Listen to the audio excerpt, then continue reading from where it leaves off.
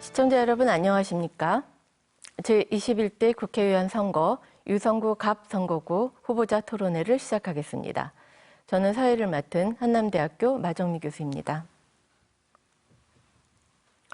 유성구 선거방송 토론위원회가 주관하고 대전 MBC가 중계하는 오늘 이 토론회는 후보자들의 정책과 공약을 비교하고 점검함으로써 유권자 여러분들이 앞으로 4년간 우리 지역을 위해 일할 일꾼을 선택하는 데 도움을 드리기 위해서 마련되었습니다. 오늘 토론회는 공직선거법 제82조 2 규정에 따라 초청 대상 후보자 2분을 모시고 진행합니다.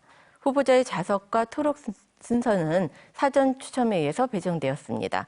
제 왼쪽에 앉은 후보부터 소개하겠습니다. 기호 2번 미래통합당 장동혁 후보 나오셨습니다. 안녕하십니까?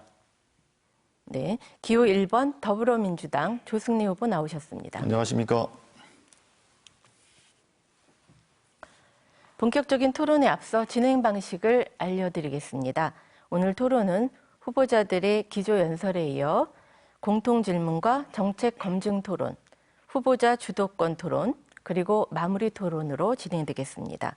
답변 순서는 사회자와 가장 가까운 곳에 앉은 후보부터 시작해서 왼쪽으로 돌아간다는 점 기억해 주시기 바랍니다.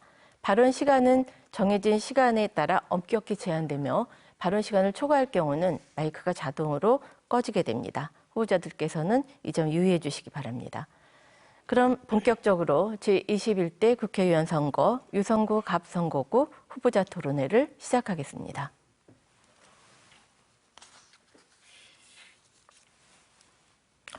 첫 번째 순서는 기조연설입니다. 각 후보자에게 주어진 시간은 1분입니다. 정해진 순서에 따라 기호 2번 미래통합당 장동혁 후보 먼저 기조연설 시작해 주시죠.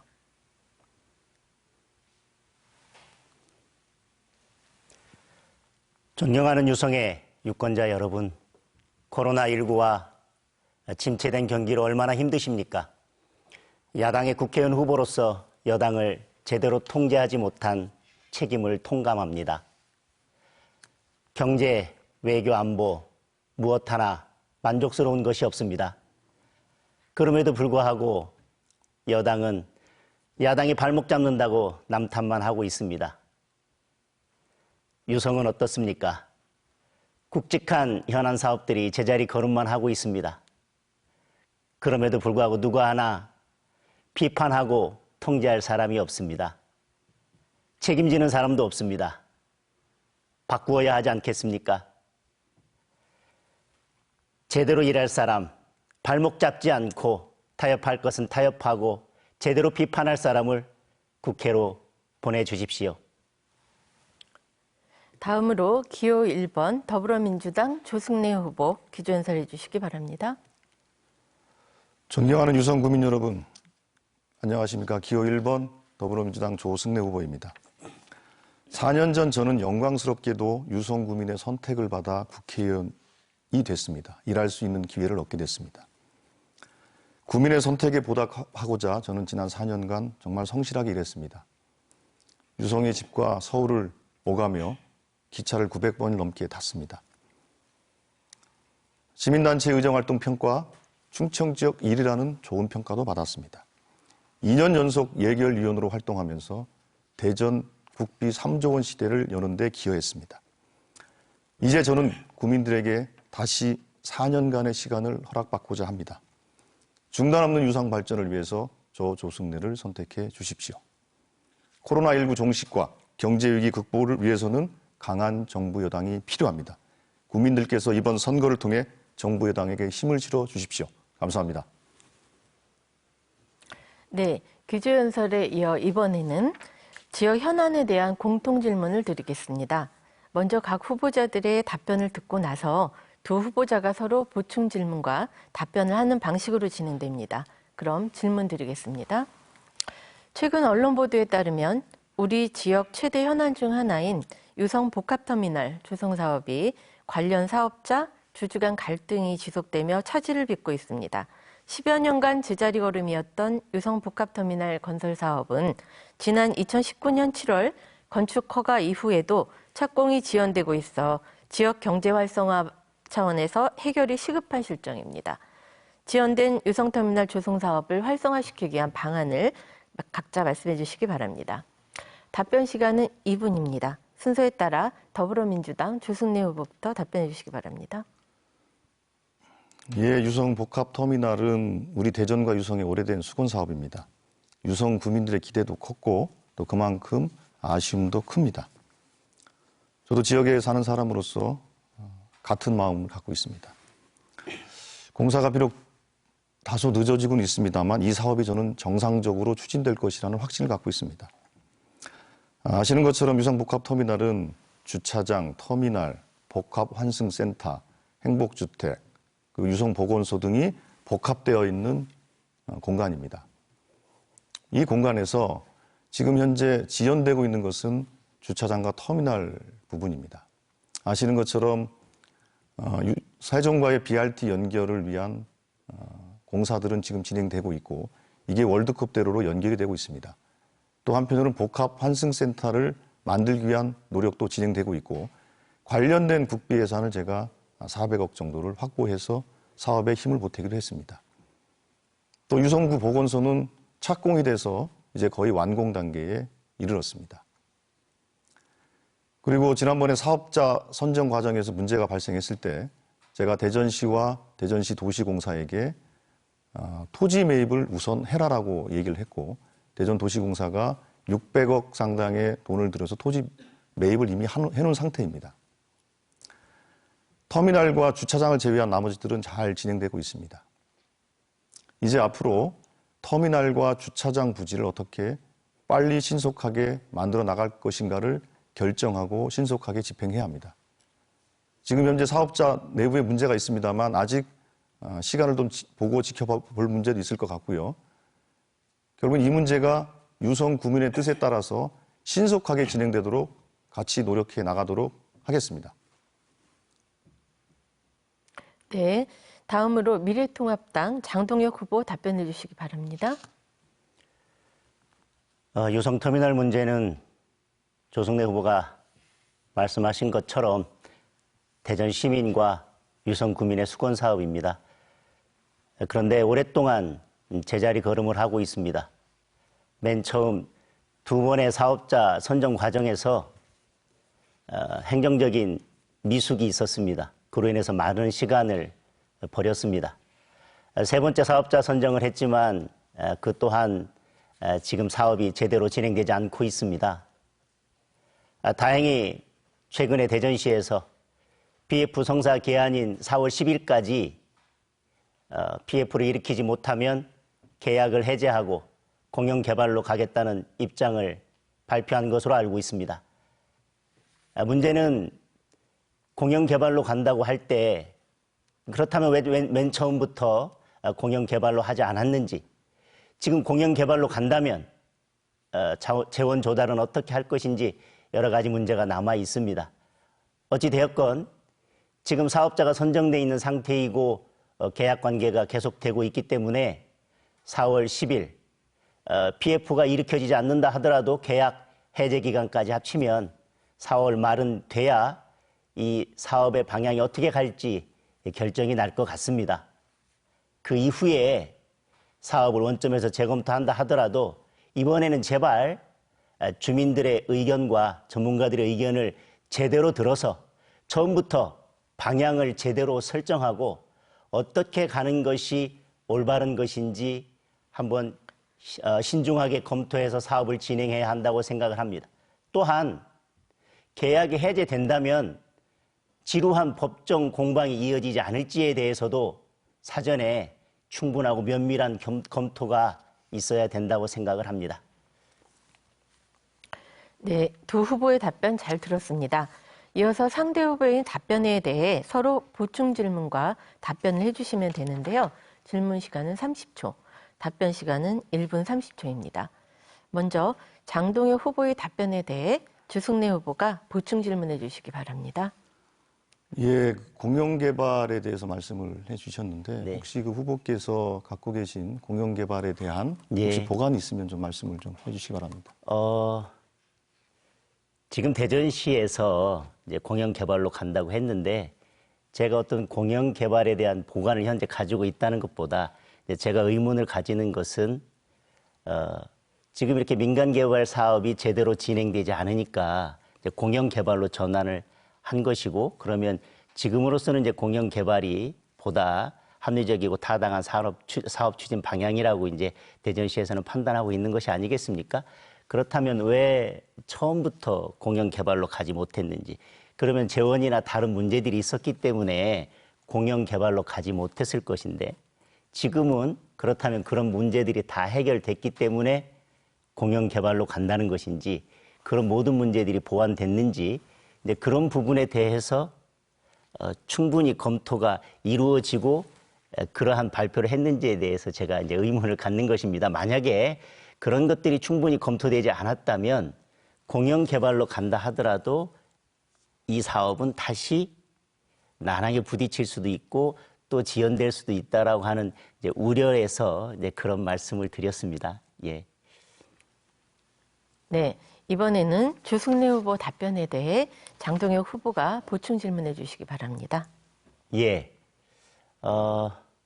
제가 이제 지금 제 의견을 말씀드리면서도 언급을 했는데, 지금 아까 조승래 후보께서 정상적으로 추진될 것으로 확신한다 이렇게 말씀을 하셨는데, 지금 여러 가지 문제가 저는 아직 남아있다고 생각을 합니다. 또 계약이 해제된다 하더라도 법적 분쟁으로 갈 가능성이 있고, 어떤 측면에서 그렇게 낙관하고 계신지에 대해서 좀 제가 묻고 싶습니다. 예, 제가 앞서 말씀드린 것처럼 이 복합 터미널 문제는 이제 주차장, 터미널, 그리고 복합 환승센터, 예. 그다음에 BRT 연결도로, 유성구 보건소, 그리고 행복주택 등이 이렇게 복합되어 있는 곳입니다. 그런 측면에서 지금 현재 그 부지에, 그 공간에 투자되어 있는 재원은 국비, 시비, 구비 다 합쳐서 한 1,100억 정도가 됩니다. 이미 토지 매입을 해놓은 상태고 600억 정도의 돈을 들어 토지 매입을 해놓은 상태이고요.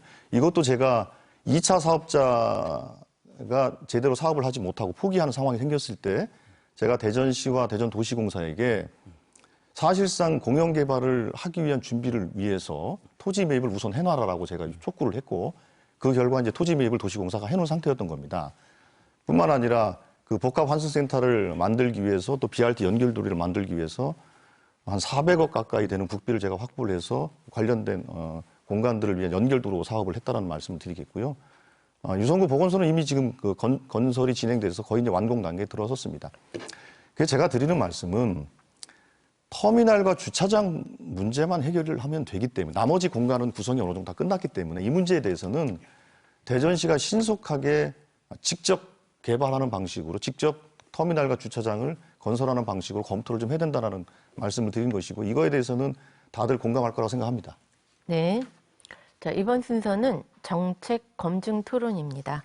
각 후보자가 2분 동안 각각 공약과 소속 정당의 정책, 지역 현안 등에 대해서 발표한 이후에 후보자들 간에 상호 토론하는 방식으로 진행됩니다.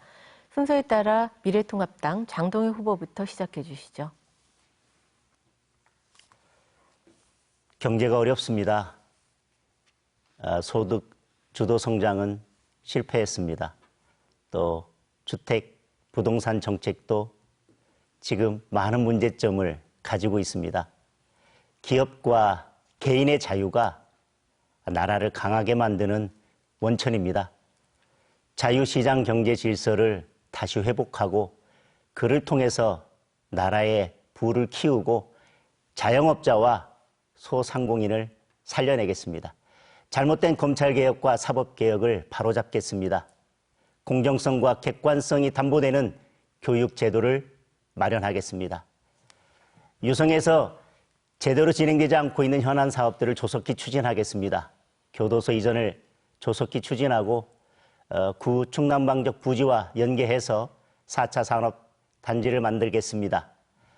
청년 벤처타운도 만들고 미래형 스마트 도시도 만들겠습니다. 또 도안 IC 신설이나 도안대로를 조속히 완공하는 등 교통 인프라도 갖추겠습니다. 미래 인재 육성센터를 만들어서 4차 산업, 5차 산업을 선도할 미래 인재를 육성하겠습니다. 무엇보다 유성의 경제가 말이 아닙니다. 관광특구의 명성이 무색해졌습니다. 관광 활성화를 위한 근본적인 대책을 마련해서 유성의 경제를 살리겠습니다. 먼저 지금 말씀드린 여러 가지 큰 공약들을 제외하고 나머지 공약들은 제 선거 공보물에 자세히 나와 있습니다. 잘 사는 유성, 교육 1번지 유성을 만들겠습니다. 네, 이제 장동혁 후보의 발언 내용에 대해 조승래 후보가 질문을 하고 장동혁 후보가 답변을 하시면 되는데요. 각각 2번의 질문과 2번의 답변 기회가 주어집니다. 질문 시간은 30초, 답변 시간은 1분 30초입니다. 시간 엄수해 주시고요. 조승래 후보 질문해 주십시오. 예, 유성은 참 여러 가지 자원들이 많이 있습니다. 그 자원을 잘 활용해서 지역 경제 활성화를 위해서 노력하는 데에는 뭐 여야가 따로 없다고 생각을 합니다. 같이 노력을 좀 했으면 좋겠고요. 관련해서 아까 후보님의 말씀을 들어보니 제가 조금 빠진 내용이 있어서 한번 여쭙고 싶은데요.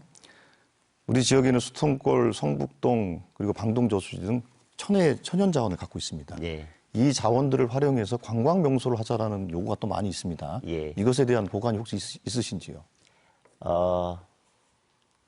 우선 유성의 경제를 살리고 관광 활성화를 위해서 여야를 떠나서 힘을 합치자는 말씀에 대해서는 전적으로 공감을 합니다. 그리고 좋은 말씀이라고 생각을 합니다.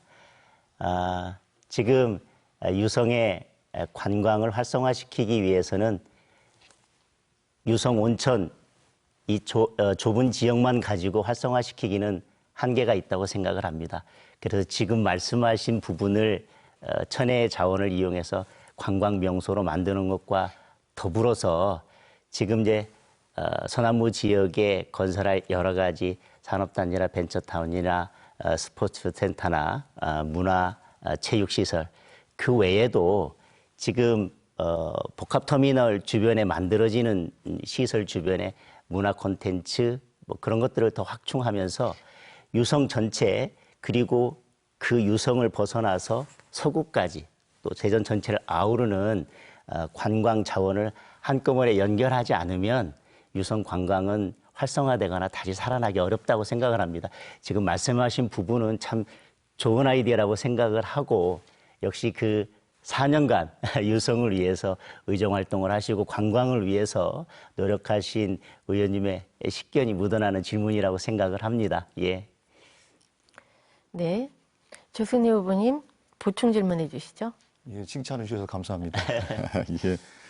그리고 또 한 가지 여쭙고 싶은 것이 지금 이제 유성은 아시는 것처럼 이제 인구가 35만 명이 이제 다다랐고 급격하게 도시가 팽창하면서 상당히 쾌적한 정주 여건을 갖고 있음에도 불구하고 사실은 좀 부족한 부분들이 좀 있습니다. 그래서 제가 지난 4년간 교육, 문화, 체육 인프라를 좀 구축했습니다만 그래도 좀 부족한 부분들이 있어서 더 그 인프라를 구축을 해야 될 것 같은데 혹시 그런 그 소프트웨어 그 인프라 중에서 부족한 것이 어떤 것이 있다고 생각하십니까? 지금 교육에 관한 것을 말씀하신 교육이든 뭐든 교육이든 뭐든 네. 역시 그 질문하시는 게 이번 질문도 교육이 이 간사를 하신 연륜에서 묻어나는 좋은 질문이라고 생각을 합니다. 제가 미래인재 육성센터를 만들겠다고 한 것 자체가 앞으로 이제 4차 산업, 5차 산업을 이끌 인재들이 필요한데 이제 거기에서 4차 산업, 5차 산업을 이끌 인재들에게 필요한 체험시설이나 교육시설이 뭐가 필요한지 그래서 그 교육시설, 체험시설들을 갖추고 그것들을 뭐 예를 들면 뭐 AI 체험이라든지 미래 산업 또 미래 인재들에게 필요한 시설과 아울러 그것들을 운영할 소프트웨어 그리고 그 외에 미래 인재들에 대한 교육 프로그램 뭐 여러 가지 것들을 한꺼번에 아울러서 시설과 프로그램과 소프트웨어와 컨텐츠들을 한꺼번에 집적시켜 놓은 것을 제가 미래인재 육성센터라는 말로 이렇게 명명을 해놨습니다. 거기에 구체적으로 어떤 것들이 앞으로 더 필요하게 될 것이고 또 4차 산업, 5차 산업을 선도할 인재들에게 어떤 소프트웨어가 필요할지는 조금 더 지혜를 모아 나가야 될 것이고 아직까지 그런 부분에 대해서 다 제가 갖추었다라고 말하기는 어려울 것 같습니다. 네. 자, 다음으로 이번에는 더불어민주당 조승래 후보께서 역시 2분 동안 공약과 소속 정당의 정책 그리고 지역 현안에 대해서 발표해 주시기 바랍니다. 예, 저는 지난 4년간 유성의 미래를 위해서 노력했고 유성 발전을 위해서 많은 계획들을 세웠습니다. 저는 유성의 미래를 위한 구상은 크게 두 가지입니다. 첫 번째로는 아까 말씀 나눴습니다만 유성을 관광명소로 만드는 겁니다. 첫 번째로 온천관광특구를 다시 활성화시키는 겁니다. 온천관광특구는 과거의 그 영광을 다시 재현하기 위해서 온천관광지구를 현대화시키고 또 국제화해야 합니다. 그런 측면에서 저는 지난 4년간 노력했던 여러 가지 노력들의 성과를 기반으로 해서 온천지구를 국제온천관광지구로 만들어 나가겠습니다. 그래서 국가사업을 유치하도록 하겠습니다.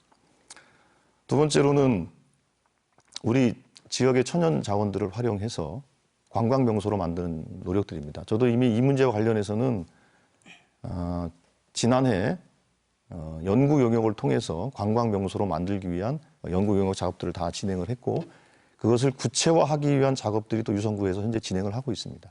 그걸 통해서 방동, 저수지, 성북동, 그다음에 수통권에 이르는 그 일대를 관광명소로 만들기 위해서 노력하겠습니다.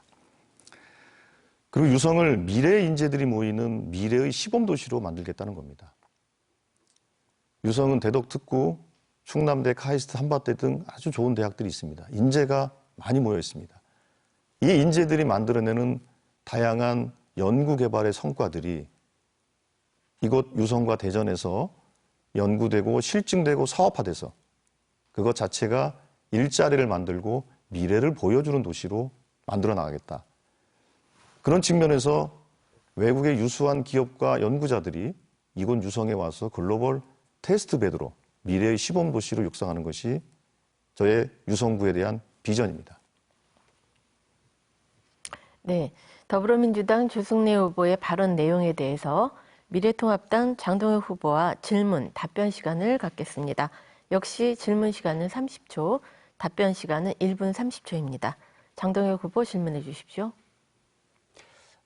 조승래 후보께서 아까 연설에서도 말씀하셨지만 의정활동을 참 잘하신 것으로 평가받고 있다는 것을 저도 잘 알고 있습니다.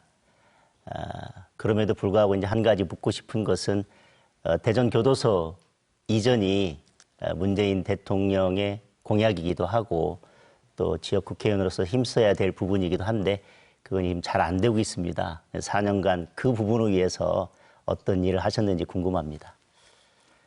예, 대전교도소 이전 문제는 잘 안 되는 게 아니라 잘 진행되고 있습니다. 예, 그동안 대전교도소 이전에 대한 요구는 사실은 오래된 수건 사업이었습니다. 제가 지난번 대통령 선거 때 문재인 대통령 후보의 정책 부본부장을 하면서 문재인 대통령의 공약으로 대전교도소 이전 공약을 채택하게 했고 그 결과 대전교도소 이전 계획은 확정이 됐습니다. 확정이 돼서 이전을 좀 할 계획 준비를 하고 있고요. 현재 진행 상황을 보면 그 대전교도소를 이전하기 위한 실무적인 책임은 이제 LH공사가 이걸 하게 돼 있는데 LH공사가 현재 교도소를 어떻게 이전할 것인지 또 이전하게 되면 기존의 이제 대전교도소 터를 어떻게 개발할 것인지에 대해서 현재 그 계획을 좀 수립하고 있는 단계입니다. 이런 계획들이 수립돼서 이게 정부 내부의 절차를 거쳐서 기재부의 심의나 심사를 받는 과정들을 거치게 됩니다. 이런 과정을 통해서 대전교도소 이전이 진행이 될 겁니다. 그래서 지금은 계획이 확정이 됐고 이전을 위한 작업들이 하나하나 착실하게 진행되고 있다는 말씀을 드리겠고 또 한편으로 제가 그 법무부에 용역비를 세워서 대전교도소 이전을 위한 구체적인 용역 계획까지도 세워져 있는 상황이기 때문에 차질 없이 진행될 것이다. 그렇게 말씀드리겠습니다. 네, 시간이 짧습니다만 함축적으로 질문하고 답변해 주시기 바랍니다. 장동혁 후보 보충 질문해 주시죠.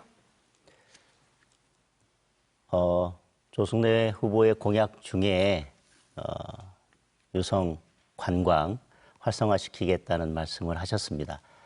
뭐 4년 전에도 이제 그와 비슷하게 계룡 스파텔을 중심으로 해서 뭐 테마파크나 어쨌든 유성 원천이라고 하는 관광 자원을 활용해서 활성화할 수 있는 방안에 대해서 말씀하셨는데 4년간 그 부분에 대해서 좀 진척이 있는 부분이 있으면 말씀해 주셨으면 좋겠습니다. 예, 제가 지난 4년간 노력했던 것에 대해서 간단하게 좀 소개를 드리면 복명동에 이제 그 명품 카페거리 조성하는 사업들이 있습니다. 이 사업 예산이 한 70억 정도인가요? 그렇게 좀 기억이 되는데요. 그렇게 이제 사업들을 좀 진행을 하는 게 있고요. 그래서 그 일대가 상당히 깔끔하게 좀 단장이 되어 있습니다. 또 한편으로는 온천 관광 활성화 사업이라는 것들이 있어서 그 사업들이 좀 진행이 돼서 한 40억 정도 규모의 예산이 확보돼서 그 일대를 좀 정비를 했고요. 이제 곧 착수가 될 겁니다만 대학로 충남대 정문부터 유성 온천역까지를 샹제리제 거리로 만드는 노력이라든지 이런 작업들을 이제 하나하나 진행을 했다라는 말씀을 드리겠고요. 계룡 스파텔 문제에 대해서는 제가 국방부 장관, 그다음에 육군 참모총장을 두세 차례 만나가면서 이렇게 좀 얘기를 하고 있습니다. 국군 휴양시설을 현대화시키자. 현대화시켜서 그게 군인 및 군인 가족들에게도 명소가 되게 하고 우리 유성 온천 관광지구에도 명소가 될 수 있도록 하자. 그래서 이런 내용들이 다 포함돼서 온천지구를 국제온천 관광지구로 하자라는 제안이 제가 이제 들어가는 것이고요. 그런 측면에서 4년 전에 공약을 좀 더 업그레이드 했다. 그렇게 말씀을 드리겠고요. 이 관련된 계획들을 국토연구원과 제가 같이 쭉 진행을 했고요. 곧 결실을 맺도록 열심히 하겠습니다. 네, 잘 들었습니다. 이번에는 후보자 주도권 토론을 진행하겠습니다. 각 후보자는 5분간 주도권을 갖고 자유롭게 토론을 해주시면 되는데요. 원활한 토론을 위해 질문이나 답변은 가능하면 1분 이내로 해주시고 주도권 토론을 하실 때는 타 후보에 대한 비방이나 인신공격은 삼가해 주시기 바랍니다. 정책과 공약 위주로 토론해 주시기 바랍니다. 그럼 더불어민주당 주승래 후보부터 시작해 주십시오. 예, 우리 후보님께서는 교육 문제에 대한 관심이 참 많으신 것 같아서 반갑기도 하고, 예. 그래서 그 부분과 관련된 질문을 먼저 좀 드리고 싶은데요. 네. 우리가 교육 문제를 바라볼 때 전 국민이 이제 교육 전문가라고 얘기하지 않습니까? 네. 그래서 그래서 이제 저는 교육 문제를 얘기할 때 제일 중요한 게 도대체 교육이 어떤 문제가 있다고 우리가 진단을 해야 될 것이냐. 이제 그게 사실은 제일 중요한 문제라고 생각합니다. 그런 측면에서 우리 후보님께서는 현재 대한민국의 교육이 어떤 문제가 있다라고 혹시 진단을 하시는지에 대해서 말씀을 좀 해주셨으면 고맙겠습니다.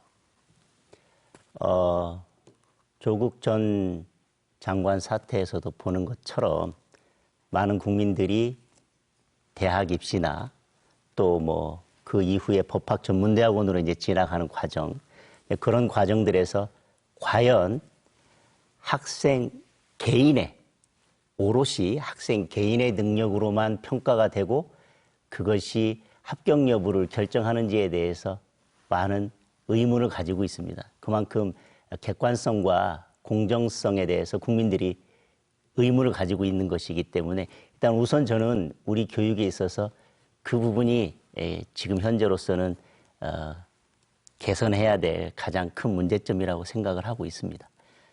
그러니까 객관성과 공정성의 문제를 들으신 것 같고요.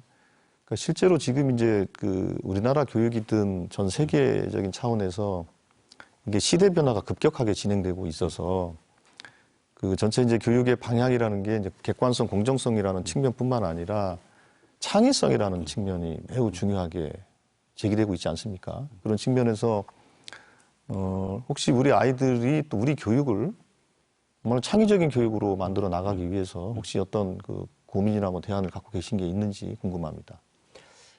지금 말씀하신 것처럼 공정성과 객관성을 담보하면서도 창의성을 키워나가야 된다. 그것을 중요시해야 된다고 하는 부분에 대해서는 저도 100% 공감을 합니다. 그런데 지금 이제 정부의 정책을 보면 특목고나 자사고나 그런 부분들에 대해서 조금 후퇴하는 그런 이제 교육 제도를 구상하고 계신데 저는 오히려 그런 부분들, 특목고나 자사고나 그런 부분들에 있어서 교육의 수월성, 창의성을 바탕으로 하는 부분은 그대로 남겨두고 또 일반고는 일반고대로 일반고의 교육 수준을 높여야 되는 그런 정책 방향으로 나아가야 된다고 생각을 합니다. 그리고 학생들의 창의성을 높이는 부분은 뭐 취학 전부터 고등학교, 대학교까지 전 교육 과정에서 창의성이라고 하는 부분을 두고 교육 프로그램과 교육 과정을 그렇게 운영해야 되는 문제이지 그것이 교육제도 하나만으로 해결되는 것은 아니라고 그렇게 생각합니다. 예, 그래서 저는 이제 그렇게 생각합니다. 이제 우리 아이들이 그렇지 않습니까? 이제 수업을 이제 나갈 때 진도 나간다고 하지 않습니까? 예. 진도 나가는 것이 보면 이제 반 단위로 진도가 나가잖아요. 예.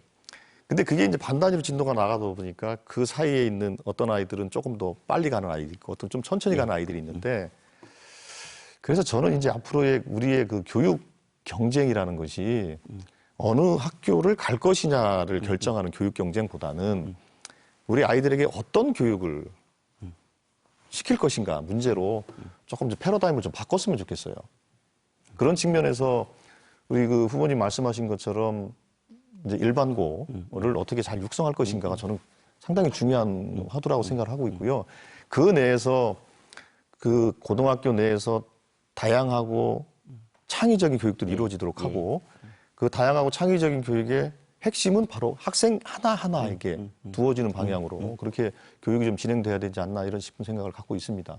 그래서 예. 아마 동의하실 거라고 보는데. 어이구, 지금 이렇게 말씀하시는 걸 보니까 역시 교육위원회 간사를 하신 그런 경험도 있고 또 우선은 뭐 지금 상대 후보냐 아니면 당이 다르냐를 떠나서 교육에 대한 그리고 학생 개개인을 인격적으로 어떻게 교육할지에 대한 깊은 고민이 묻어나서 교육에 관심이 있는 저로서도 참 이렇게 기쁩니다. 그리고 그 부분에 대해서는 저도 전적으로 동의를 합니다. 예. 예, 앞으로 같이 유성 지역의 교육 발전을 네. 위해서 같이 노력해 갔으면 좋겠습니다. 그러겠습니다. 예.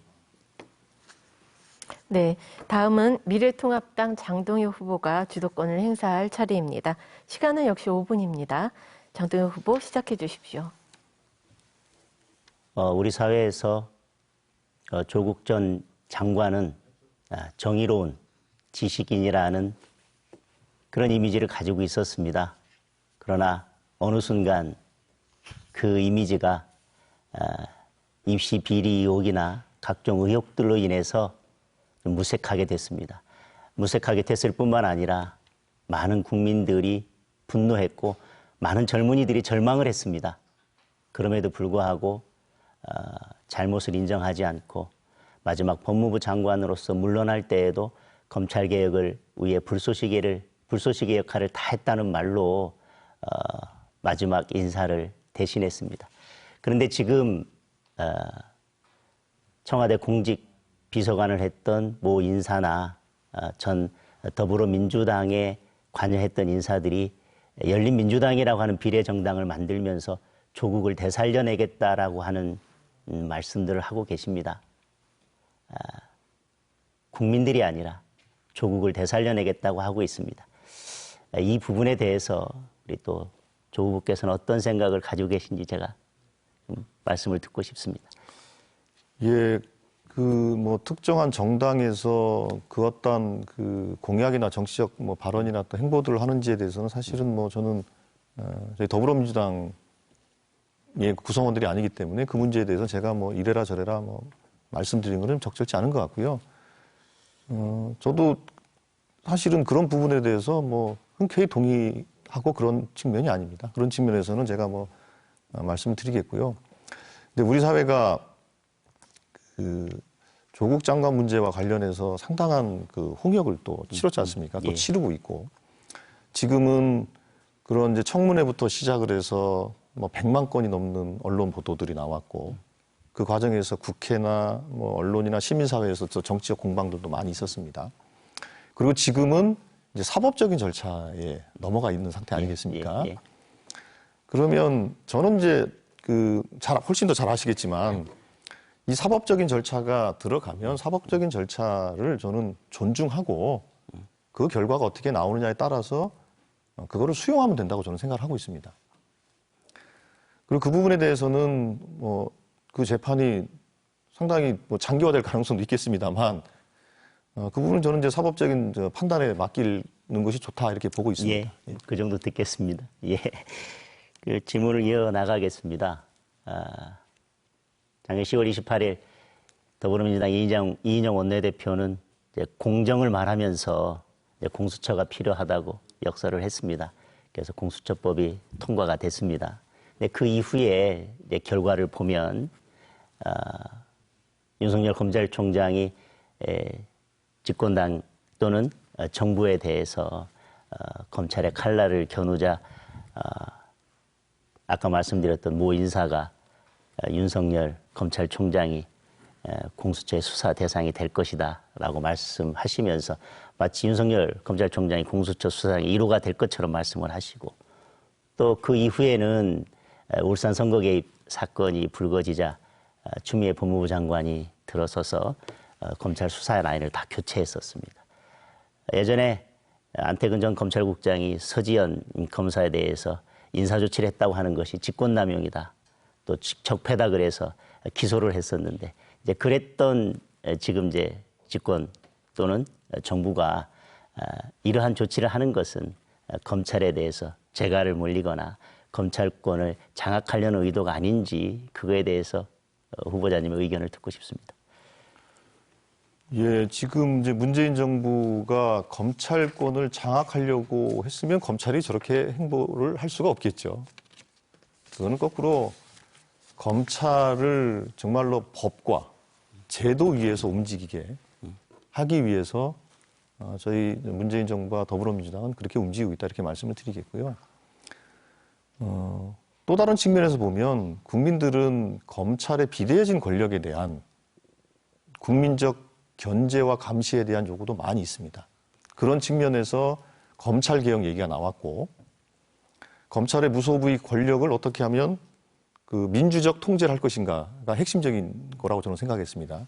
그런 측면에서 검찰과 경찰의 수사권 조정이 나온 것이고 공수처 설치가 나온 것이라고 생각합니다. 이 두 가지에 대해서는 국민들의 적극적인 지지와 성원이 있었다고 생각을 하고 저희들은 그 성원에 보답했습니다. 네.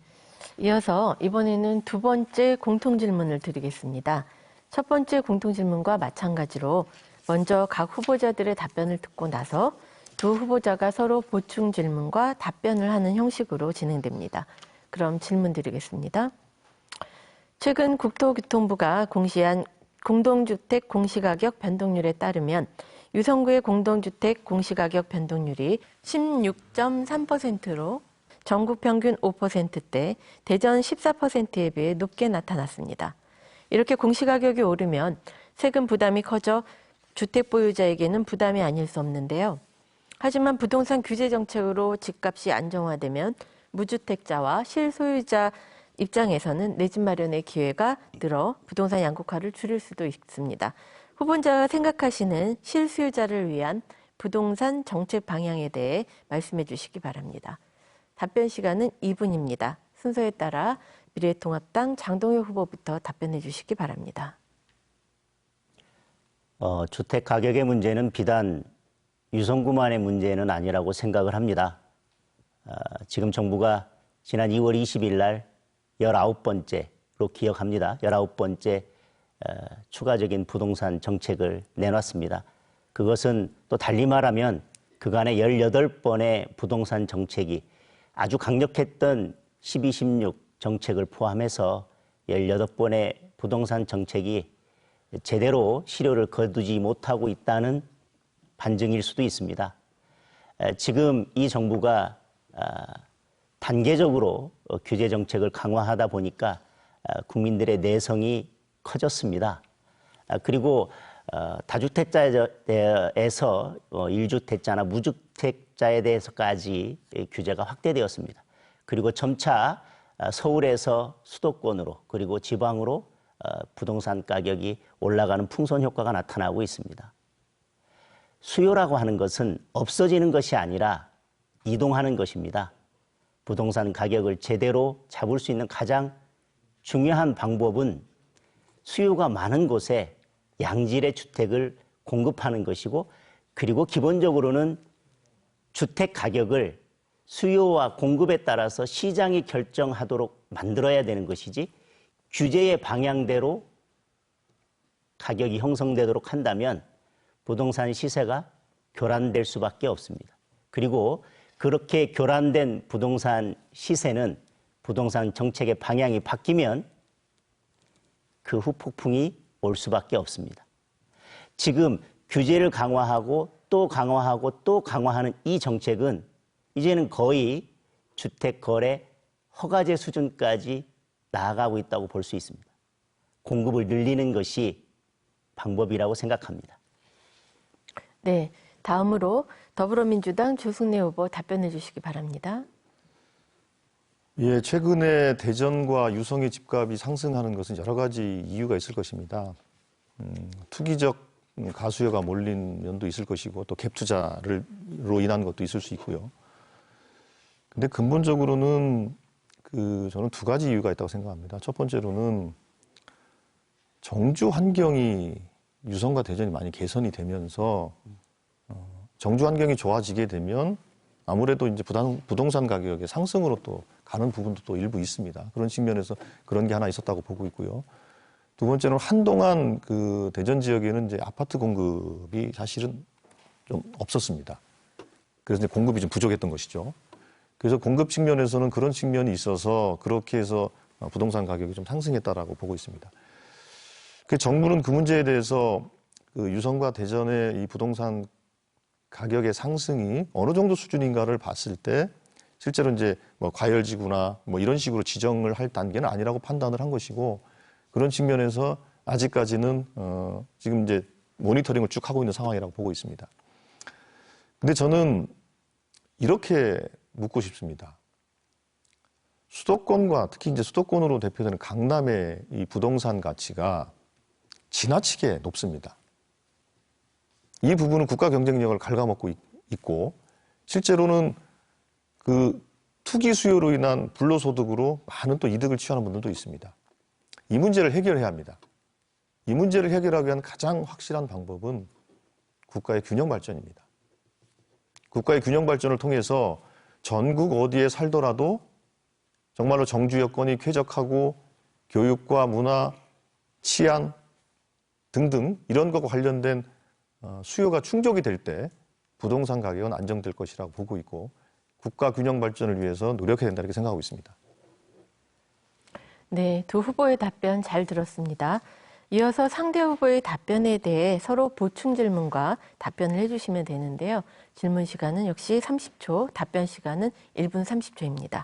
먼저 조승래 후보의 답변에 대해 장동혁 후보가 보충 질문해 주시기 바랍니다.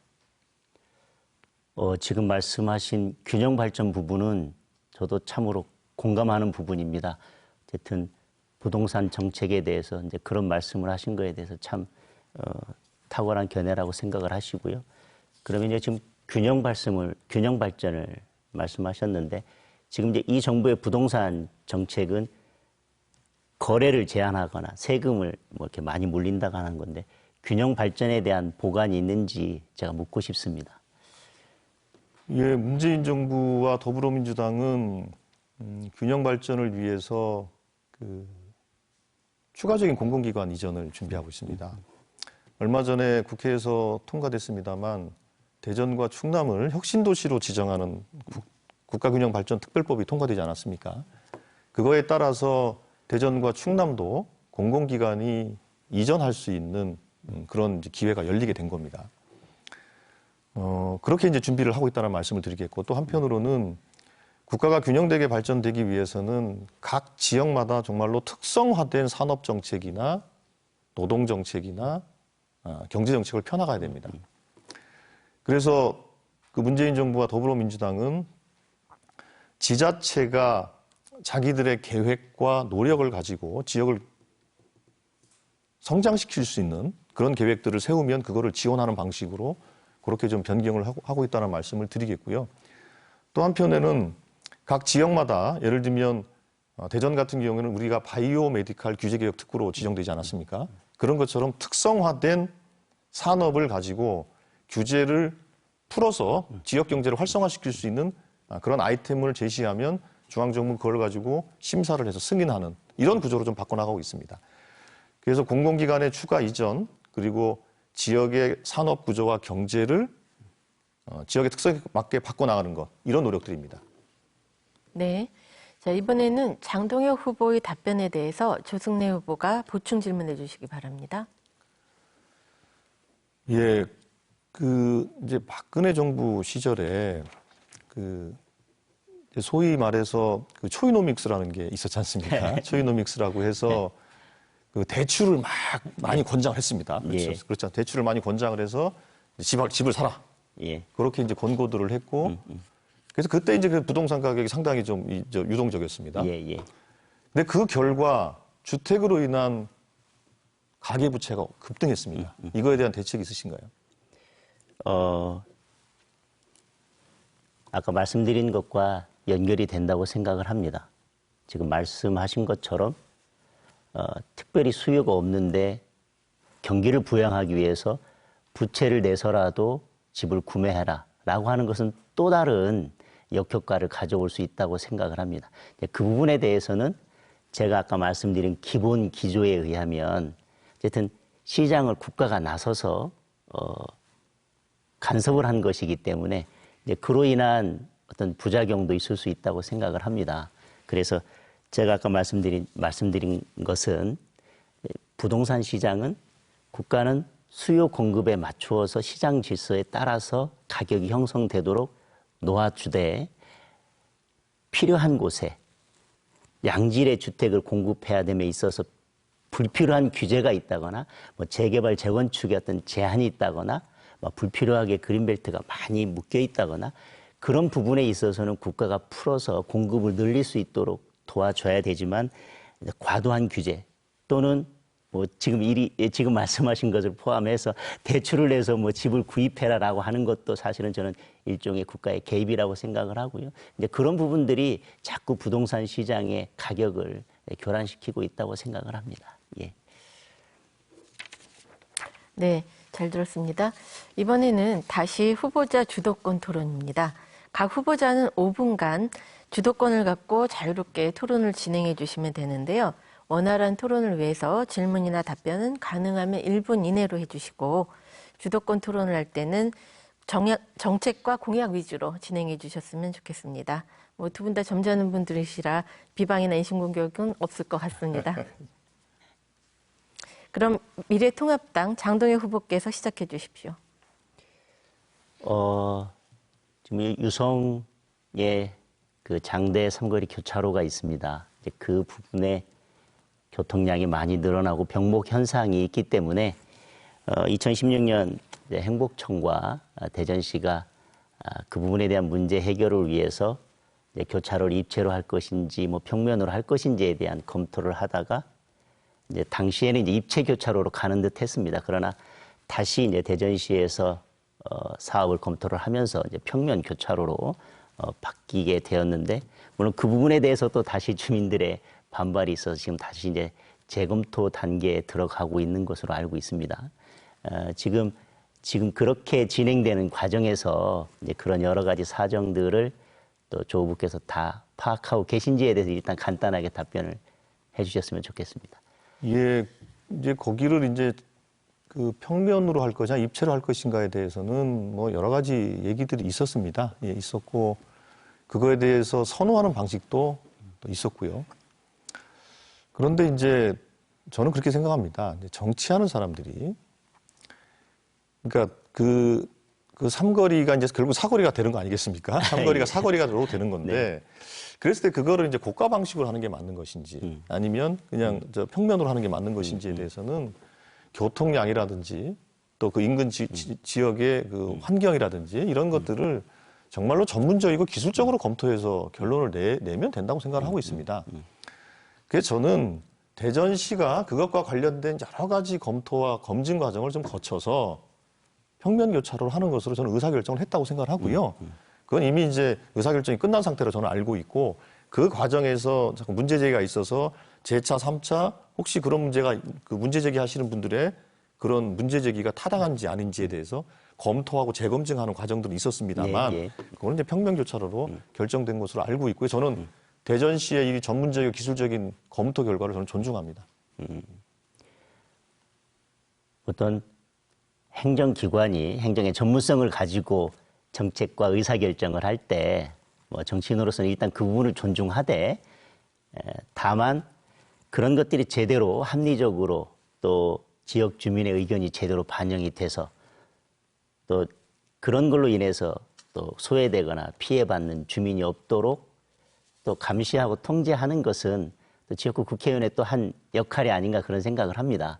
그래서 그런 의사결정 과정에서 대전시에게만 모든 것을 맡겨둘 것이 아니라 또 지역구 국회의원으로서의 나름대로 역할이 있다고 생각을 하는데 그런 과정에서 지역 주민들의 의견이 다 이렇게 반영되고 어느 누구의 그 이해도 이렇게 소외되지 않도록 하는 노력을 기울이신 것이 있다면 제가 뭐 어떤 노력들을 해오셨는지 제가 듣고 싶습니다. 예, 그거는 뭐 제가 숱하게 진행을 했고요. 제가 그 대전시장 선거가 끝나고 나서 제가 대전시장 허태정 시장의 인수위원장을 했습니다. 인수위원장을 하면서 그때 이제 다양한 정책 제안들을 이제 받게 되는데 그때 이제 그 입체 교차로에 대한 요구가 있어서 인수위 차원에서 그 전문가들 불러서 의견도 듣고 검토를 충분하게 했고요. 또 한편으로는 그 평면 교차로를 주장하는 또 지역 주민들도 있어서 그분들하고 간담회도 여러 차례 했고, 그래서 저는 그 의견들을 잘 들어서 대전시에게 이런 의견들이 있으니 혹시 그 우리가 결정하는 이 과정에서 전문가들의 의견 또 지역 주민들의 의견들을 잘 수용을 해서 좀 검토를 해달라는 요청을 제가 수차례 했고요. 그래서 그 수차례 한 결과에 대해서 저는 그 결과를 존중한다 이렇게 말씀을 드리는 겁니다. 예, 알겠습니다.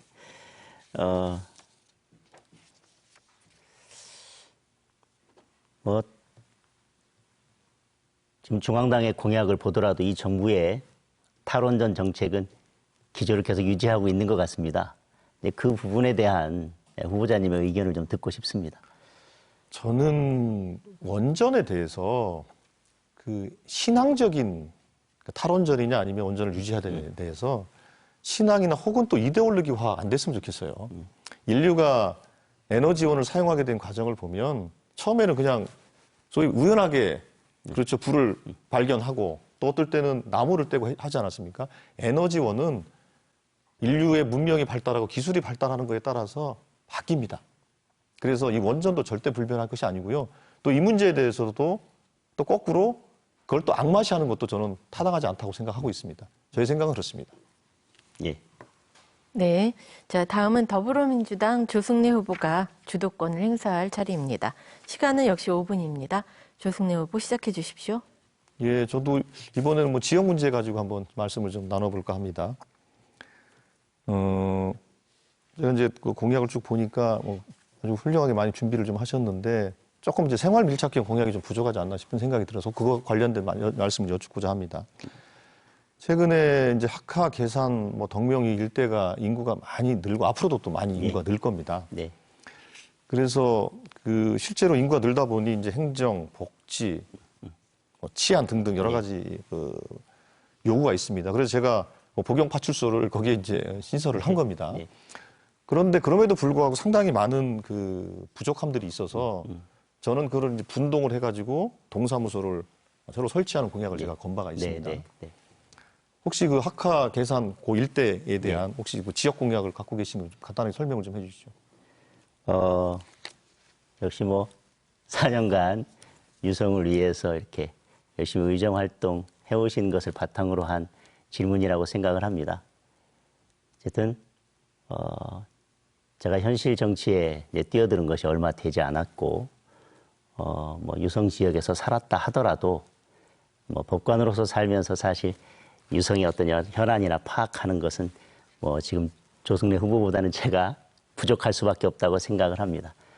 다만 제가 공약을 만들면서 국회의원은 그냥 국가 전체의 정책을 이끌어가고 입법을 하는 사람이기도 하고 또 지역의 큰 사업들, 그러나 그 큰 사업들이라고 하는 것은 뭐 법률의 개정이 필요하거나 국가적인 예산을 이렇게 필요로 하는 경우에 국회의원이 나서야 된다라고 생각을 합니다. 그래서 제가 공약을 만들면서 대전시나 또 유성구에서 추진하는 여러 가지 사업들을 보고 그 중에서 국회의원으로서 내가 국가적 차원에서 도움을 주거나 뭐 법안이나 이런 것들이 필요하거나 그런 부분에 대해서만 이제 공약을 했고요.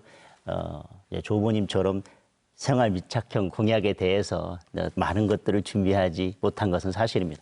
다만 말씀드릴 것은 국회의원으로서 필요한 자질은 이제 지역의 현안 문제를 파악하는 것도 매우 중요합니다. 그런데 지역의 현안 문제를 파악하는 데 들어가는 노력이 10이라면 그것을 해결하는 데 필요한 시간과 노력은 90, 100 이상이라고 생각을 합니다. 제가 부족한 생활 밀착형 공약들은 당선이 된다면 계속해서 의견을 듣고 의견을 수렴하고 어떤 것이 문제인지 계속 파악해 나가고 그런 부분에 대해서 노력하고 힘써 나가겠습니다. 어쨌든 뭐 현재로서는 우리 조 후보님이 준비하신 것보다는 생활 밀착형 공약이 부족하다고 하는 것은 제가 말씀을 드리겠습니다. 예, 그 조금 전에 이제 후보님께서 말씀하신 것처럼 실제로 이제 국회의원은 주권자인 국민을 대리해서 또 대표해서 국회에 가서 관련된 입법이나 제도화를 하고 또 예산을 또 확보하는 것이 가장 큰 임무 아니겠습니까? 그런 측면에서 실제로 이제 제가 말씀드린 이제 동사무소의 뭐 설치라든지 이런 부분들은 그 아까 제가 소개해드린 파출소 신설 문제 같은 경우에는 실제로는 다 그게 국유재산 예 관련된 다 이 또 중앙정보 협의를 마쳐야 되고요. 그 다음에 파출소 같은 경우에는 경찰청, 그 다음에 기획재정부 등과 협의를 해서 국비를 또 확보해야지 가능한 거고요. 그리고 동사무소 같은 것도 마찬가지입니다. 동사무소 같은 경우에도 관련된 절차를 행정안전부와 협의해서 결정을 해야 되기 때문에 그거는 국회의원이 당연히 해야 될 일이라고 생각을 합니다. 그런 측면에서 지금 이제 학화 계산동 일대의 그 지역 주민들의 불편함이 있기 때문에 그거에 대해서는 아까도 말씀드린 것처럼 더불어민주당과 미래통합당이 지역에서 어차피 같이 우리가 정치를 하면서 지역 발전을 위해서 노력하는 것이니까 같이 좀 힘을 좀 모았으면 좋겠다 이런 말씀을 좀 드리겠습니다. 참 좋은 말씀입니다. 이게 지역의 현안에 관해서는 뭐 구청장, 시장, 국회의원이 어느 당에 소속했느냐 여부를 떠나서 꼭 필요한 부분들에 대해서는 힘을 합쳐 나가야 되는 것이 기본 자세라고 생각을 합니다. 뭐 조 후보께서도 그렇게 의정 활동을 해오셨다라고 생각을 하고 제가 만약 당선되더라도 지역의 현안에 관해서는 구청장, 시장 그 어느 누구라도 힘을 합쳐서 지역의 현안을 우선적으로 해결하는데 힘을 쏟을 것이라는 말씀을 드리도록 하겠습니다. 예, 이상 마치겠습니다. 네, 잘 들었습니다. 자, 이제 주도권 토론에 이어서 세 번째 공통 질문으로 들어가겠습니다. 두 후보자께서 강조하셨던 유성온천 활성화 방안입니다. 최근 코로나19 등으로 인한 투숙객 감소로 유성에 있는 100년 전통의 한 호텔이 한 달간 문을 닫았습니다. 유성온천 지역은 오랜 역사와 전통을 가진 관광지이지만 대형 숙박시설이 폐업하는 등 지속적으로 쇠퇴하고 있어 우려의 목소리가 매우 높습니다. 유성온천을 활성화하고 이를 지역경제 발전으로 이어지게 할 수 있는 구체적인 방안이 무엇인지 말씀해 주십시오. 자, 답변 시간은 2분입니다. 순서에 따라 더불어민주당 주승래 후보께서 먼저 답변해 주시기 바랍니다. 예, 온천지구가 쇠퇴한 것이 아니냐라는 걱정들이 있습니다. 또 사실 또 일부 그런 면도 타당한 지적이라고 생각합니다. 90년대 관광특구로 지정되면서 정말로 불야성을 이뤘던 온천관광지구가 지금은 많이 변했습니다. 과거에 상업시설로 또 혹은 호텔로 있었던 그런 공간들이 지금은 이제 주거시설로 바뀌었습니다. 도시형 생활주택으로 대거 바뀌면서 우리 이제 복명동 일대가 이 온천관광지구가 과거에는 관광지 또 유흥지 이 개념에서 지금은 주거와 상업 또 관광이 복합되어 있는 공간으로 바뀌었습니다. 그리고 또 한편으로는 그 주변 지역을 보더라도 이미 20여 년 전에 노은 신도시가 형성이 됐고 이쪽으로는 10여 년 전부터 또 도안 신도시가 형성되기 시작했습니다. 이 온천 지구를 중심으로 해서 그 안팎이 상당한 변화를 가져왔습니다. 이런 측면에서 우리는 이런 조건 속에서 온천 관광지구에 대한 활성화를 우리가 고민해야 합니다. 제가 지난 4년간 명품 카페거리 조성, 온천 관광 활성화 사업들, 그다음에 충남대와 유성 온천역 사이의 샹젤리제 거리 등 빛의 거리 등등 조성하기 위한 여러 가지 노력을 했습니다만 이런 노력들은 부분 그 온천 관광지구를 조금 더 개선하는 정도의 일이었다고 생각을 합니다. 그래서 저는 장기적으로 국토연구원에게 용역을 주어서 이 관광지구를 어떻게 활성화시킬 것인가에 대한 계획을 세웠고 그 계획의 결과 국제온천관광지구 사업이라는 국가사업을 만들어냈습니다. 이 국가사업을 공모를 통해서 유치해야 합니다. 저는 유치가 될 것이라고 확신을 하고 있고 이걸 통해서 우리 온천관광지구를 활성화해야 된다고 생각합니다. 네, 다음으로 미래통합당 장동혁 후보 답변해 주시기 바랍니다. 공약을 발표할 때도 말씀을 드렸으면 유성은 온천이라고 하는 관광 상품을 특화한 관광특구라는 명성이 무색해졌습니다. 지금 가족 중심 체류형 관광으로 관광 트렌드가 바뀌고 있지만 유성 관광 지역은 그러한 트렌드를 따라가지 못하고 있습니다. 교육과 소비, 건강이라는 세 가지 욕구를 모두 만족시킬 수 있는 그런 관광으로 바꾸어야 합니다. 그러기 위해서는 저는 큰 틀에서 관광 활성화를 위한 재검토가 필요하다고 생각을 합니다. 좀 세계적인 추세에 맞추어서 관광청을 신설해서 유성뿐만 아니라 관광사업 활성화에 대한 노력을 기울여야 된다고 생각을 합니다. 그리고 유성온천을 한류문화 내지 온천 관광 거점 도시로 선정해서 관광을 활성화할 수 있는 획기적인 전환을 모색해야 된다고 생각합니다. 그럼 말씀드렸지만 건강이나 또 교육, 미용, 관광 이런 것들을 결합한 상품들을 만들 수 있는 노력이 필요하다고 생각을 합니다. 그리고 우선은 관광이 활성화되기 위해서는 유성에 편리하게 찾아오고 또 편리하게 머물 수 있도록 교통 인프라와 숙박 시설이 갖추어져야 되는데 저보도 말씀하셨다시피 관광 호텔이나 이런 관광 시설이 사라지고 주거 시설이 들어오는 것에 대해서는 안타까움을 금할 수가 없습니다. 그리고 앞에도 말씀드렸던 유성 자체가 미래형 도시가 되어야 국민들이 다른 지역에서 찾아오는 유성이 될 거라고 생각합니다. 네, 두 후보의 답변 잘 들었습니다. 이어서 상대 후보의 답변에 대해서 서로 보충 질문과 답변을 해주시면 되는데요. 질문 시간은 30초, 답변 시간은 1분 30초입니다. 먼저 장동혁 후보의 답변에 대해 주승래 후보가 보충 질문해 주시기 바랍니다. 예, 우리 후보님의 그 말씀을 들으면서 좀 눈에 이제 번쩍 뜨이는 말씀이 있어서 여쭙겠습니다. 관광청을 예. 만들겠다고 말씀을 하셨는데 네. 관광청이 그걸 어떻게 이제 만드시겠다라는 생각이시고 또 그 역할은 무엇인지에 대해서 조금 소상하게 좀 설명을 좀 부탁드리겠습니다. 지금 우리 행정부처 중에서는 관광만을 담당하는 기구는 없습니다.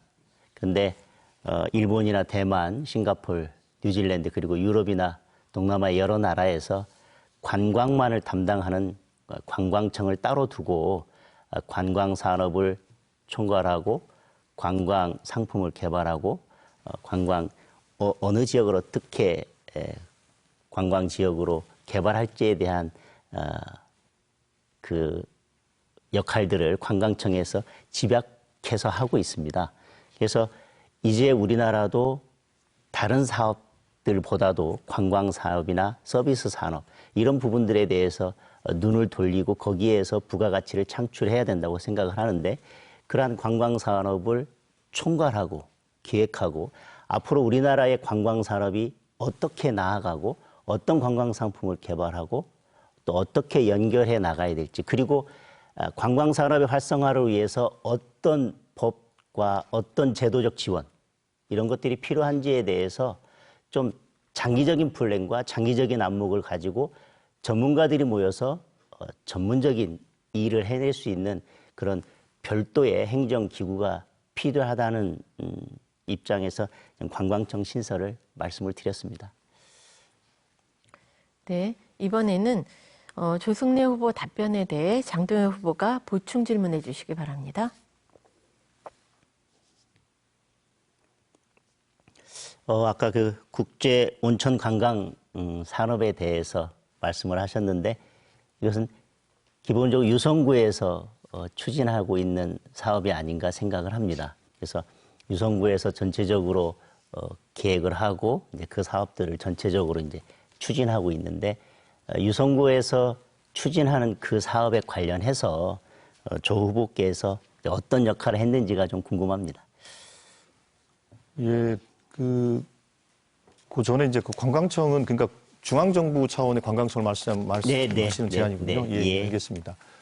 그 국제온천 관광지구 사업은 제가 작년에 그 국토연구원과 함께 도시지역 온천 관광 활성화 방안이라는 연구 용역을 제가 예결위 개수조정위원으로 있으면서 그 용역비를 이제 국토연구원에 줘서 그 용역비를 기반으로 해서 도심 지역의 온천 관광 활성화를 어떻게 해야 될 것인가. 그 타겟은 이제 유성이었습니다. 예, 그렇게 해서 쭉 그 작업을 진행했고 제가 그 과정에서 우리 지역의 이제 그 관광협의회 등과도 협의를 하면서 그 내용을 이제 가다듬게 된 겁니다. 가다듬어서 그 가다듬은 결과 국제 온천 관광지구를 정해서 온천을 정말로 하나의 좋은 관광 자원으로 만들기 위한 노력들을 하자라는 것이 이제 국가 사업으로 결정되게 됐고 그 과정에서도 제가 2년 연속 예결위원을 하면서 작년 그 예산 결산 심사하는 과정 속에서 문체부 또 기재부를 설득을 해서 180억짜리 사업을 만든 겁니다. 그렇게 만들어서 그걸 가지고 지금 이제 이 공모를 좀 진행을 하는데 그럼 제가 만든 것이기 때문에 제가 유치하도록 하겠습니다. 네. 이어서 마지막 주도권 토론을 진행하겠습니다. 각 후보자는 5분간 주도권을 갖고 자유롭게 토론을 진행하시면 되는데요. 앞서와 마찬가지로 질문이나 답변은 가능하면 1분 이내로 해주시고 정책과 공약 위주로 토론해 주시면 되겠습니다. 그럼 더불어민주당 조승래 후보부터 시작해 주십시오. 예, 이번에는 그 계층별 공약에 대해서 간단하게 한번 여쭙고 싶은데요. 저는 이제 어르신들과 관련해서 어르신들의 그 복지, 일자리 이 문제를 어떻게 할 것인가에 대해서 고민을 하다가 유성구 노인회와 각 정당의 그 지역위원회나 아니면 시의원, 구의원들과 함께 해서 노인 정책을 같이 고민할 수 있는 정책협의회 같은 것들을 구성해서 하면 참 좋겠다. 이제 그런 제안이 있었고 저는 그거에 대해서 아유 당연히 그렇게 하시면 좋겠습니다라고 이렇게 말씀을 좀 드렸습니다. 그렇게 진행할 생각이고요. 예. 또 한편으로는 결국은 어르신들의 일자리 문제가 제일 중요하지 않습니까? 알다시피 그 연금 생활하시는 분들은 좀 상대적으로 좀 덜 하시지만 연금을 수령하기 어려우신 분들도 있지 않습니까? 예. 그런 분들의 경우에는 일자리가 정말로 중요합니다. 그래야 노인의 빈곤율을 낮출 수가 있기 때문에 그래서 어르신 일자리를 확충하겠다라는 공약. 그리고 세 번째로는 위성 지역에 거의 200개 가까이 되는 그 경로당이 있지 않습니까? 네. 그 경로당을 유성의 그 특성에 맞게 정보통신, ICT를 활용해서 ICT 경로당으로 만들어 나가겠다. 그게 이제 제가 가지고 있는 약속입니다. 혹시 그 우리 후보님께서는 어르신과 관련된 공약을 어떤 게 있으신지? 일단 기본적으로 미래통합당 중앙당에서 민간형 노인 일자리를 2배 확대하겠다는 공약을 가지고 있습니다. 그리고 어르신들의 건강이나 또는 연금 개혁 이런 것들을 통해서 어르신들의 경제적인 부분을 지원하겠다는 공약을 가지고 있습니다. 다만 지금 우리 조 후보께서 말씀하신 것처럼 정보통신 ICT를 이용한 경로당이라든지 그런 지역 공약에 대해서는 저도 참 이렇게 기발한 아이디어라고 생각하고 좋은 공약이라고 생각을 합니다. 미처 뭐 이런 부분까지 제가 다 감안해서 어르신들의 그 경로당이나 복지를 향상할 수 있는 세세한 공약까지는 준비하지는 못했지만 이런 부분에 대한 공약에 대해서 저도 적극 공감을 하고 당선된다면 지금 말씀하신 것들을 잘 제가 염두에 두었다가 어른들을 위해서 저도 함께 노력하겠다는 말씀을 드리겠습니다.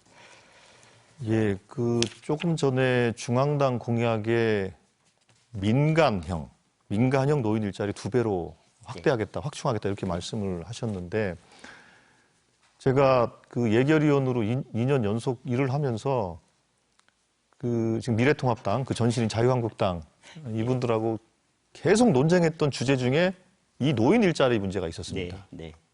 그건 뭐였냐면, 그러니까 일자리는 당연히 민간에서도 만들어지고 공공부문에서도 만들어집니다. 네. 그렇지 않습니까? 그런 측면에서 어르신들을 위한 공공형 일자리를 조금 늘려나가는 거에 대해서 미래통합당은 계속 반대를 해왔어요.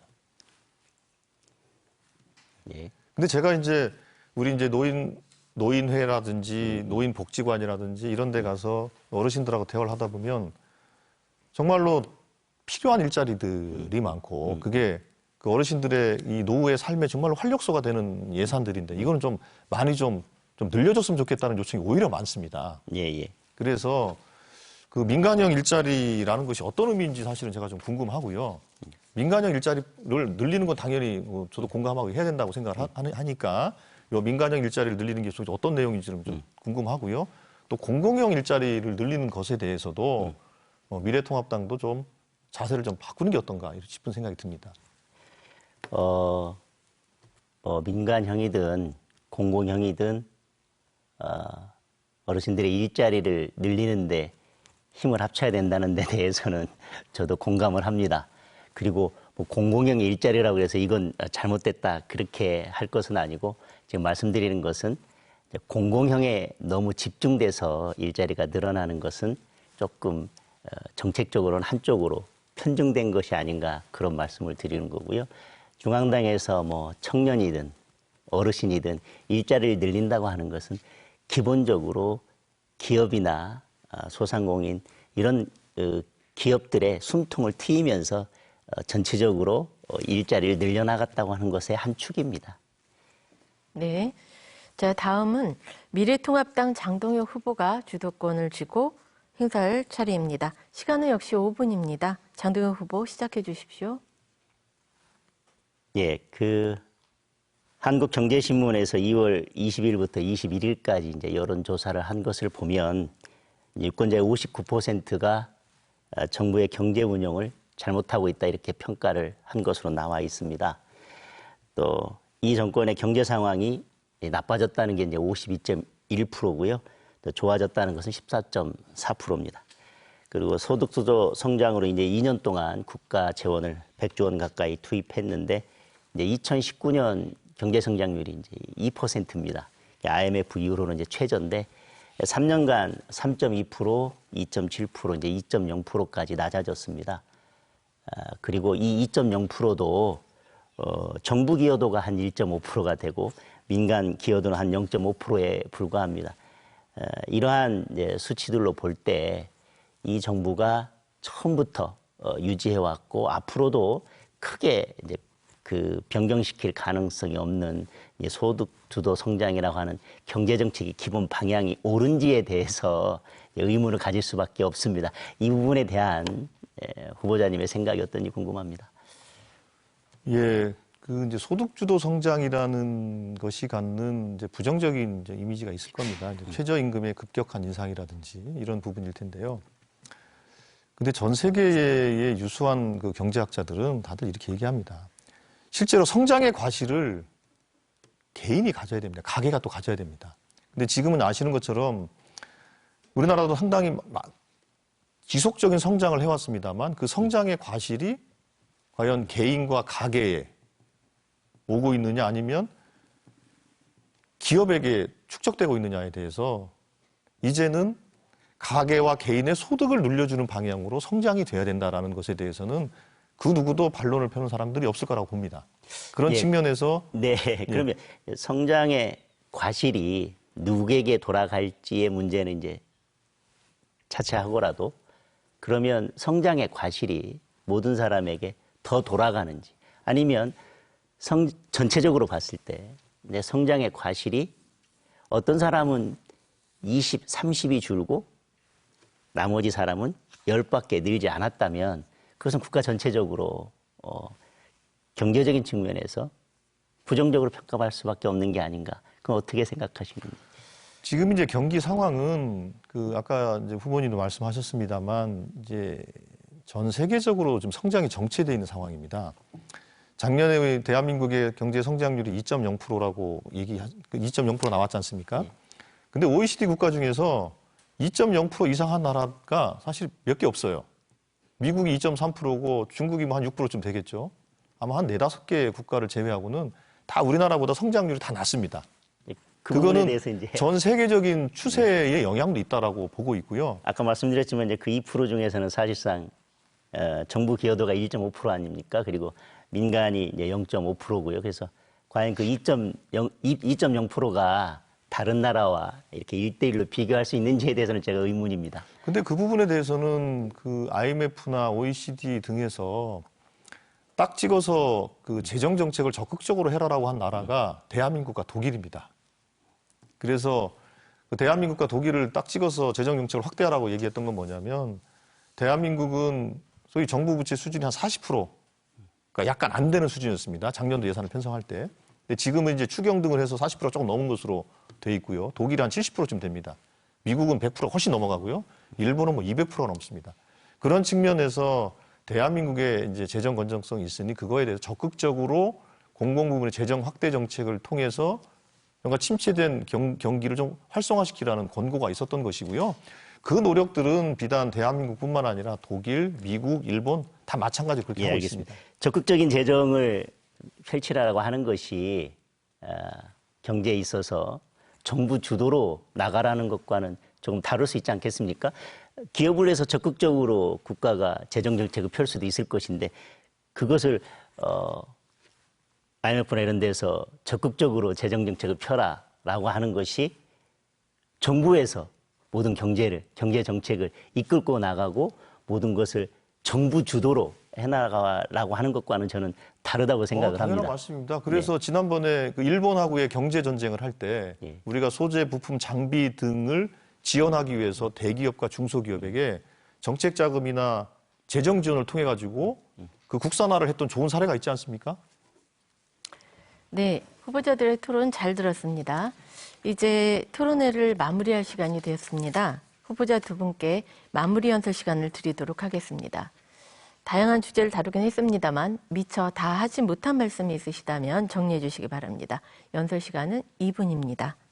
순서에 따라 미래통합당 장동혁 후보부터 먼저 마무리 연설해 주시기 바랍니다.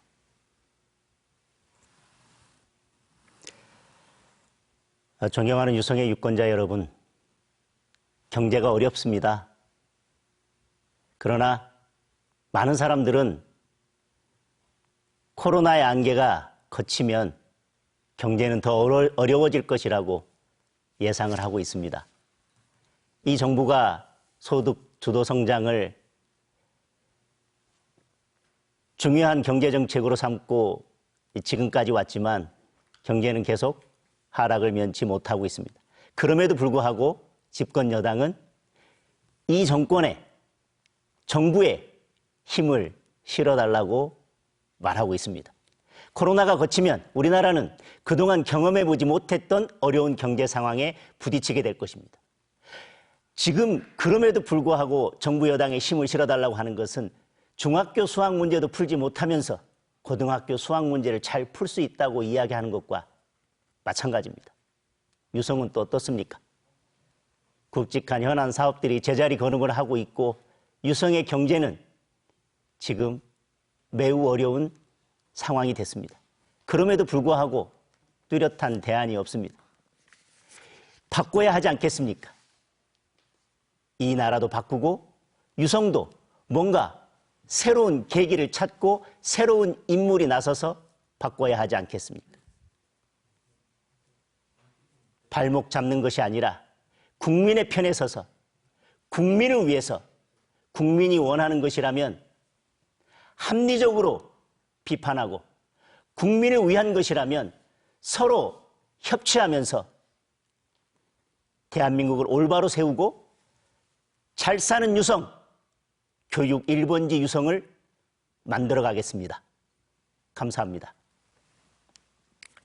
네, 다음으로 더불어민주당 조승래 후보 마무리 연설해 주시기 바랍니다. 예, 사랑하는 유성 구민 여러분, 오늘 토론 잘 보셨습니까? 이 토론을 통해서 저는 지난 4년간 제가 해왔던 일, 그리고 제가 계획하고 준비했던 일에 대해서 부족하나마 말씀을 드렸습니다. 이제 앞으로 4년을 준비해야 합니다. 제가 계획하고 준비했던 일들이 하나하나 결실을 맺고 실현될 수 있도록 최선을 다하겠습니다. 지금 코로나19로 많이 어렵습니다. 대한민국은 코로나19라는 바이러스와는 전 세계가 경탄할 정도로 잘 싸우고 있습니다. WHO에서는 대한민국의 방역 모델을 표준 모델로까지 생각하고 있습니다. 이 모든 게 국민들의 단결된 힘과 협력 때문에 가능했을 것입니다. 이제는 그 단결된 힘을 코로나19로 인한 경제 침체와 싸워야 합니다. 이 경제 침체는 대한민국만의 문제가 아닙니다. 전 세계가 직면해 있는 문제입니다. 이 문제를 해결하기 위해서는 두 가지 노력이 필요합니다. 대한민국 내부가 단결하고 위기를 극복할 수 있는 단결된 힘을 모으는 것과 전 세계 사람들이 같이 또 어깨를 맞대면서 문제를 풀어야 합니다. 결국 위기를 극복하는 힘은 국민들의 단결된 힘입니다. 이 단결된 힘이 약화되지 않도록 대통령과 정부 여당에게 힘을 실어주십시오. 저희들이 이 위기를 국민들과 함께 극복해 나가겠습니다. 저는 이번 선거 캠페인을 위기 극복을 위한 캠페인으로 만들어 가겠다고 약속드렸습니다. 앞으로도 그렇게 할 것입니다. 우리 희망을 가지고 서로 힘을 모아 나가십니다. 저와 더불어민주당을 지원해 주십시오. 네, 지금까지 유성구 선거방송토론위원회가 주관하고 대전 MBC가 중계한 제21대 국회의원 선거 유성구 갑선거구 후보자 토론회를 함께 하셨습니다. 오늘 토론회가 두 후보자의 정책과 공약을 점검하는 데 도움이 되셨기를 바랍니다. 4월 15일 선거일에 여러분의 소중한 한 표 꼭 행사하시기를 바랍니다. 시청해주신 여러분 감사합니다.